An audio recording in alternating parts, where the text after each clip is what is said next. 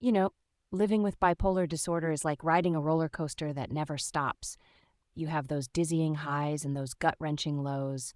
And lately, I've been scaling heights that feel more like free falling. Yeah, I think I'm going through a manic phase. And let me tell you, it's been going on for a few months now.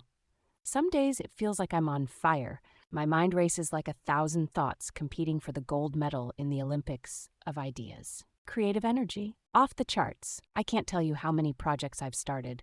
Writing, painting, planning trips to places I can't even afford to go. It's exhilarating, this rush, this feeling that I can conquer the world.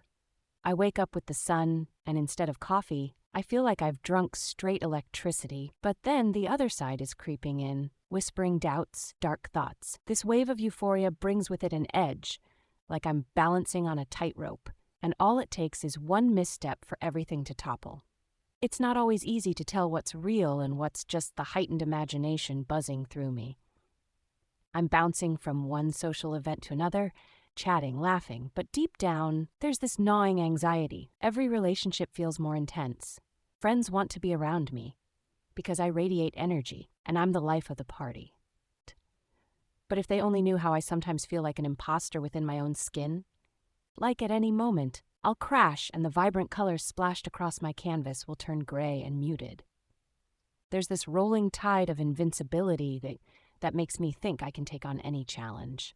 But here's the kicker. It leaves me exhausted, really exhausted. Sleep? What's that? I've traded my restful nights for whirlwind days, and the nights feel like an infinite stretch of thoughts swirling around in my head. I'll lay there, wide awake, mind racing through 100 different scenarios, plotting out my master plan, and suddenly, boom, anxiety hits like a brick wall. Those moments are disorienting, and yet I keep pushing through, desperate to cling to that whirlwind energy. But the truth? Sometimes it's terrifying. When the lines of reality blur, when the highs feel too unattainable, the lows lurking around the corner start to feel more menacing. It's like being in a relationship with a charming monster, one that constantly plays tricks on my mind. I'll spend money I don't have or make plans that could crumble at any second, all fueled by whims that feel too good to question. Despite all this, I find growth and understanding. Recognizing the manic phase for what it is, an intense experience, helps me start conversations with friends, support groups, family. I've learned to be open about my mental health because silence fosters stigma. My highs and lows, they're valid experiences, not just mere quirks of my personality. I've got coping strategies mapped out, grounding techniques to reel me in when the ride gets too wild. I keep a journal filled with nightly reflections, tracking the thoughts that surge and ebb.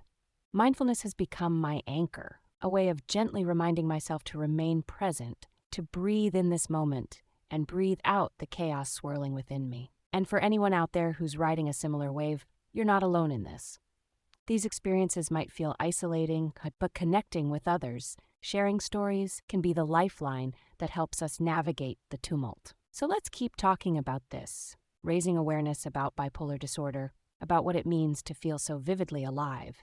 Even when the shadows are ever looming, together we can challenge the stigma, break the silence, and illuminate the complexities of mental health. Because on this roller coaster of life, it's not just the highs we celebrate, it's also the journey through the depths that shapes who we are.